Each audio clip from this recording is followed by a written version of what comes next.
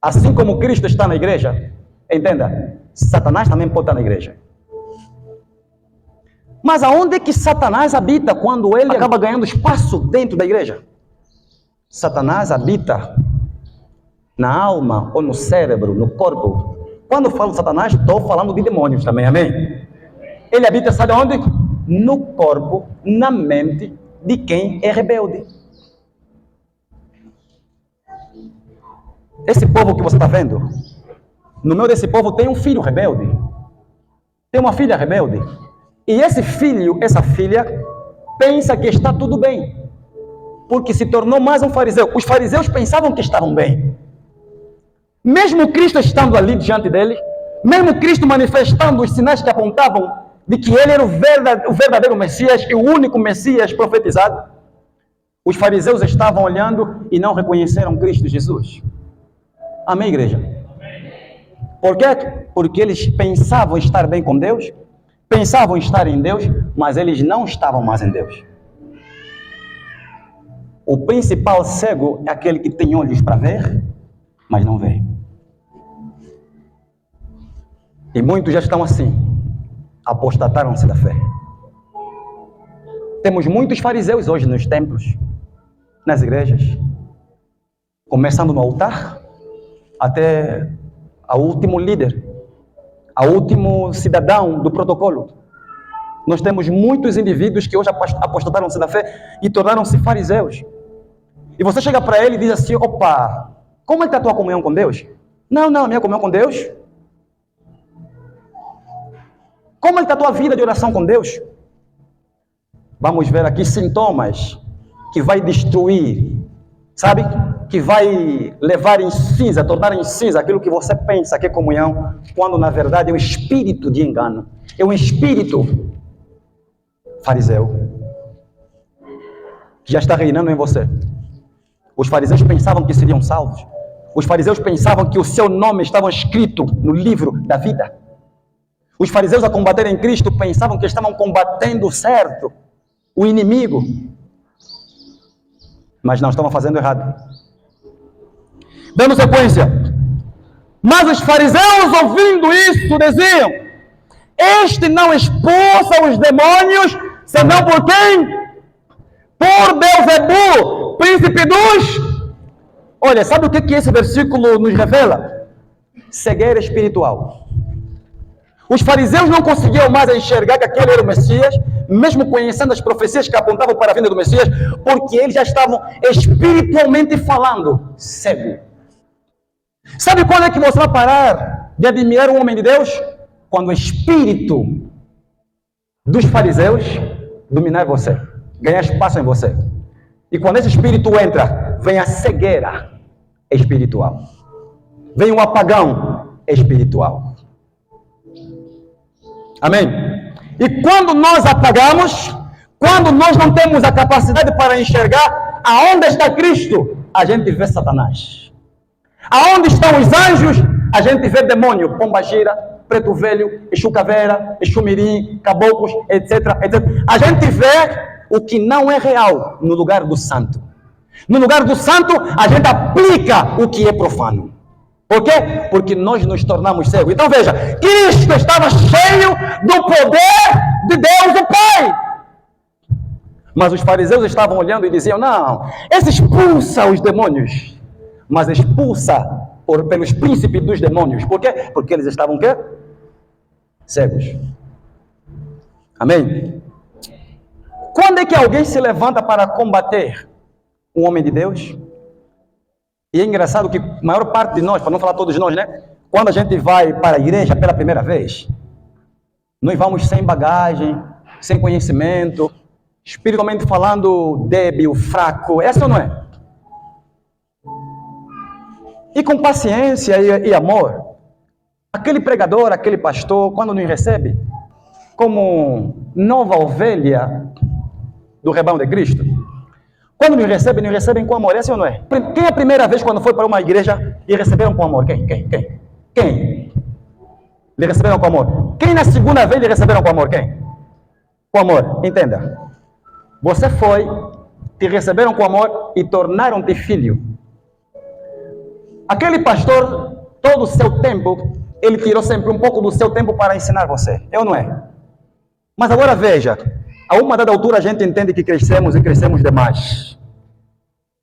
E quando a gente se enxerga já crescido, agora a gente também quer confrontar. Pastor, vem ainda, senta aqui. Não é mais pai. Antes, pai. Não, agora é pastor. E quando você traz verdades que machucam, que ferem, para o seu bem, para a sua repreensão, o termo pai, ao escrever com você, por exemplo, uma mensagem, já não sai mais. Para revelar que está chateado e magoado com você porque você lhe repreendeu. Está entendendo, né? O termo pai não escreve. Enquanto tudo bem, pai do Senhor, o pai passou bem a noite. Lhe corrige, lhe repreende.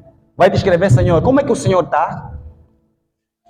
Pai do Senhor Jesus, pastor, como é que o pastor passou a noite? Se você está entendendo, o chicote já começou. Como é que o Senhor está? Como é que o pastor está? Oh, calma ali. Eu, pelo que eu saiba, ainda ontem me chamou de pai, anteontem pai, um ano atrás pai, mas agora já não é mais pai, é Senhor, é pastor.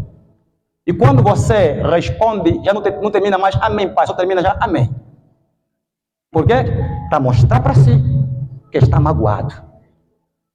Estou ferido. Estou ferida. Não tinha que ser assim. Não, meu querido. O joio, ele tem de crescer com o trigo, sim. Mas quando já crescido, Cristo diz que o joio tem de ser arrancado. O joio não pode mais fazer parte da seara de Cristo.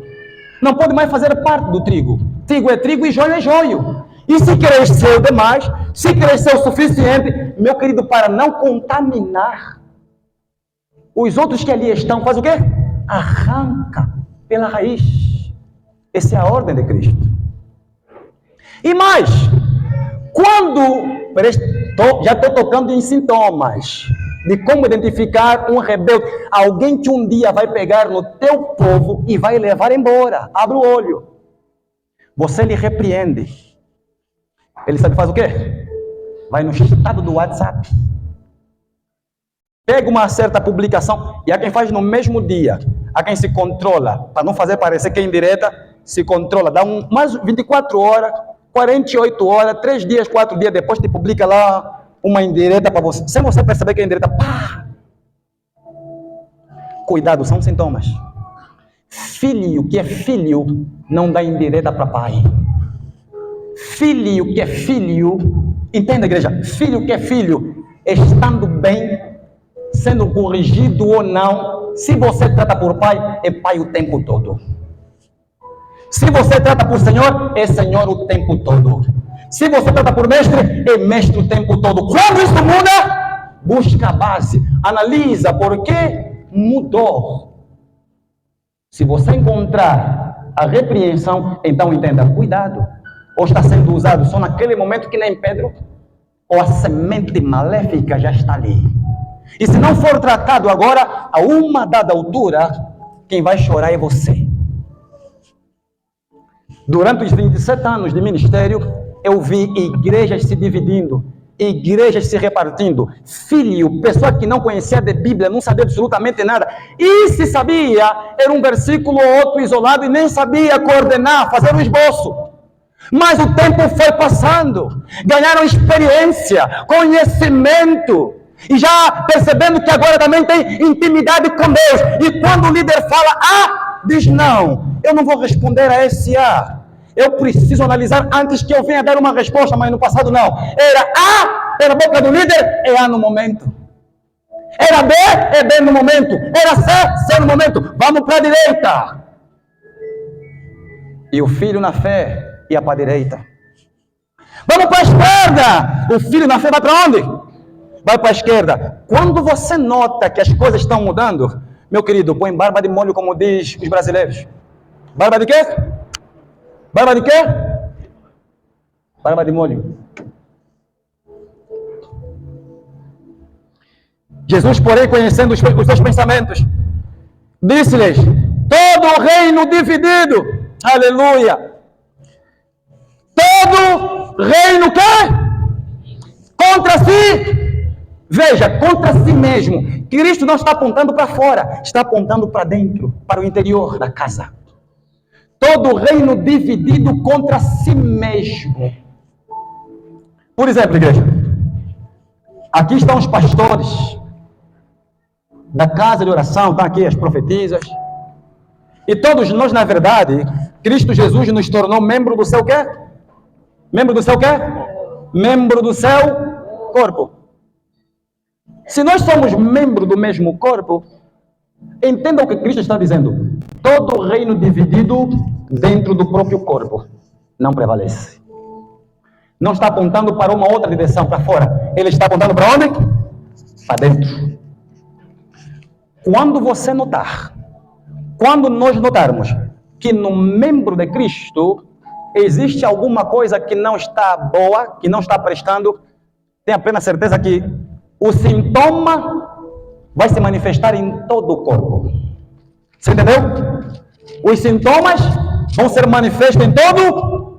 Por exemplo, se eu tiver uma dor no dedo, o meu cérebro, o meu coração, a minha alma, o meu corpo, todos os meus sentidos vão perceber que existe uma dor no dedo ou não? Vão perceber ou não? Se existir alguma dor no meu pé esquerdo ou direito, ou na coluna, ou nos olhos, essa dor fica simplesmente com aquele membro ou espalhado, transmitido em todo o corpo. Entende, igreja? É transmitido em todo? Então, veja, Cristo está dizendo que não pode existir divisão em uma casa. Quando existe divisão em uma casa, e você como cabeça, você como líder, está vendo que aí tem uma dor, aí tem uma tara, aí tem um aminho, aí tem uma outra maldição, alguma coisa que vai contaminar o que tem de ser feito para combater o mal que estiver presente. Temos que correr atrás do quê? Da cura. Temos que buscar orientações para que a gente possa se tratar, se curar. Agora, ficar com a boca fechada, ficar sentado observando simplesmente, você olha e vê que o teu filho da esquerda está saindo dos carris. O teu filho da direita está fugindo do propósito divino de Cristo Jesus, o Nazareno. Cuidado, igreja. Se está acontecendo dentro da tua casa, no mesmo corpo, a tua posição não pode ser ignorância. Tem de ser o quê? Buscar tratamento. Buscar resolução.